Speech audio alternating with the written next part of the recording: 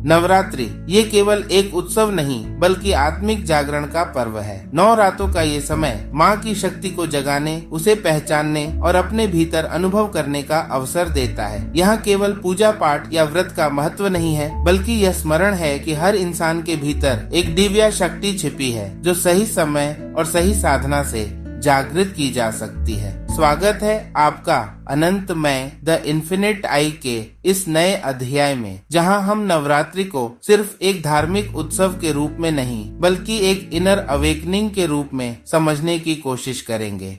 नवरात्रि का अर्थ है 9 रातें। ये वो समय है जब प्रकृति अपने ऊर्जा केंद्रों को नया आकार देती है। इस समय शरीर और मन दोनों ही शुद्धि और नवीनीकरण की अवस्था में होते हैं। इसलिए व्रत, ध्यान और माँ का स्मरण विशेष महत्व रखते हैं। वेद और पुराणों में उल्लेख है कि माँ दुर्गा के 9 स्वरूप इस दौरान पूजे जाते हैं। हर रूप एक अलग शक्ति और एक अलग अंतर यात्रा का प्रतीक है। 9 दिन 9 रूप एक यात्रा। पहला दिन माँ शैलपुत्री, स्थिरता और आधार का प्रतीक। जिस प्रकार पर्वत की पुत्री माँ शैलपुत्री अडिग है, उसी प्रकार हमें अपने जीवन को स्थिर आधार पर स्थापित करना चाहिए। दूसरा दिन माँ ब्रह्मचारिणी, तपस्या, संयम और आंतरिक बल का प्रतीक। यह हमें याद दिलाती है कि सच्ची शक्ति भीतर से आती है। तीसरा दिन माँ चंद्र घंटा, शांति और वीरता का संगम। यह रूप सिखाता है कि असली शांति तब है जब हम भीतर से निर्भय हो जाते हैं। चौथा दिन माँ कूष्मांडा, सृजन शक्ति का प्रतीक। कहा जाता है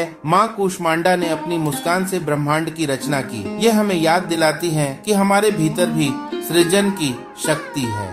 5वां दिन माँ स्कंद माता, मातृत्व और करुणा का प्रतीक। यह रूप हमें दया और प्रेम के मार्ग पर ले जाता है। 6ठा दिन माँ कात्यायनी, अन्याय और अधर्म के विरुद्ध खड़ी होने वाली शक्ति। यह हमें साहस सिखाती है, अपने भय का सामना करना। 7वां दिन माँ कालरात्रि, अंधकार को तोड़ने वाली शक्ति। यह याद दिलाती है कि प्रकाश तक पहुँचने के लिए अंधकार से गुजरना पड़ता है। 8वां दिन माँ महागौरी, शुद्धि और पवित्रता का प्रतीक। यह भीतर की सफाई है, बोझ, पाप और भ्रम को छोड़ देना। 9वां दिन माँ सिद्धिदात्री, सिद्धियां और पूर्णता प्रदान करने वाली। यह उस अवस्था का प्रतीक है जहां इंसान अपने भीतर के इन्फिनिट आई को पहचान लेता है। हर दिन माँ का एक रूप केवल बाहर ही नहीं बल्कि भीतर भी जागृत होता है। माँ शैलपुत्री हमें आधार देती है, माँ ब्रह्मचारिणी अनुशासन देती है, माँ चंद्र घंटा संतुलन देती है, माँ कूष्मांडा सृजन देती है, माँ स्कंद माता करुणा देती है, माँ कात्यायनी साहस देती है, माँ कालरात्रि अंधकार से गुजरने की शक्ति देती है, माँ महागौरी शुद्धि देती है और माँ सिद्धिदात्री बोध तक ले जाती है। यह पूरा मार्ग केवल बाहरी अनुष्ठान नहीं है, यह हमारी अपनी चेतना की यात्रा है, परत दर परत भीतर उतरने की। जब हम नवरात्रि की 9 रातों में माँ के 9 स्वरूपों का ध्यान करते हैं तो यह केवल बाहरी पूजा नहीं होती, यह एक यात्रा होती है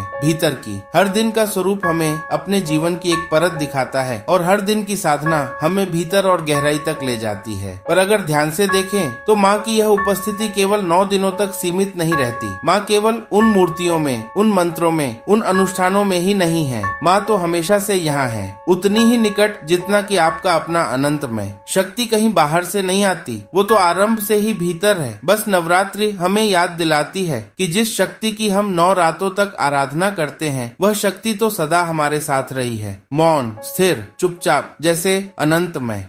हमें उसे पाने के लिए कहीं जाना नहीं है, हमें बस रुकना है, मौन होना है और देखना है कि माँ और उनकी शक्ति हर क्षण हमारे भीतर धड़क रही है। यही स्मरण, यही साक्षात्कार नवरात्रि की असली साधना है। जुड़े रहिए इस सफर में, हम फिर मिलेंगे एक नए अध्याय के साथ।